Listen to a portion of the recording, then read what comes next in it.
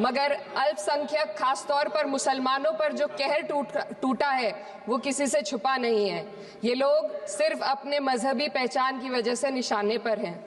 संविधान का अनुच्छेद 15 कहता है कि किसी भी नागरिक के साथ धर्म, जाति या किसी और वजह से भेदभाव नहीं होना चाहिए, लेकिन हकीकत इसके उलट है। हालात इस कदर बिगड़ चुके हैं कि hate speech, mob lynching, bulldozer द्वारा घरों को गिराने की घटनाएं आम हो गई हैं, खासतौर पर उत्तर प्रदेश में, जहां ऐसा लगता है जैसे कानून के नाम पर जंगल राज चल रहा हो।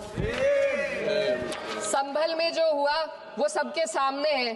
पुलिस के संरक्षण में निर्दोष लोगों की हत्या की गई और सरकार ने चुप्पी साध ली। अल्पसंख्यकों पर हिंसा बढ़ती जा रही है, मगर सत्ता में बैठे लोग या तो आंखें मूंदे हुए हैं या फिर इन घटनाओं को बढ़ावा दे रहे हैं।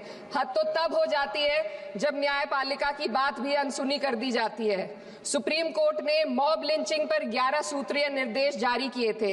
इसमें साफ कहा गया था कि राज्य सरकारें और पुलिस इस तरह की घटनाओं को रोकने और दोषियों पर सख्त कार्रवाई करने के लिए जिम्मेदार हैं, लेकिन आज भी इन निर्देशों पर अमल नहीं हो रहा है।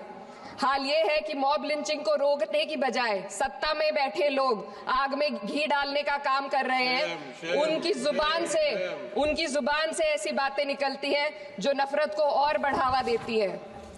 ये अशांति अब इतनी गहराई तक फैल चुकी है कि हमारे समाज के धर्मनिरपेक्ष चरित्र पर गंभीर सवाल उठ रहे हैं। साल की शुरुआत में ही कई राज्यों में दुकानदारों को अपने नाम बोर्ड पर लगाने के लिए मजबूर किया गया। इसे सेहत और सुरक्षा के कानूनों का हिस्सा बताया गया, मगर असल मंशा कुछ और थी। ये कदम खास तौर पर मुसलमान दुकानदारों को निशाना बनाकर उठाया गया ताकि उनकी रोजी रोटी पर चोट की जाए। पिछले हफ्ते मुरादाबाद में एक मुस्लिम डॉक्टर को हिंदू बहुल्य मोहल्ले में घर खरीदने पर विरोध झेलना पड़ा।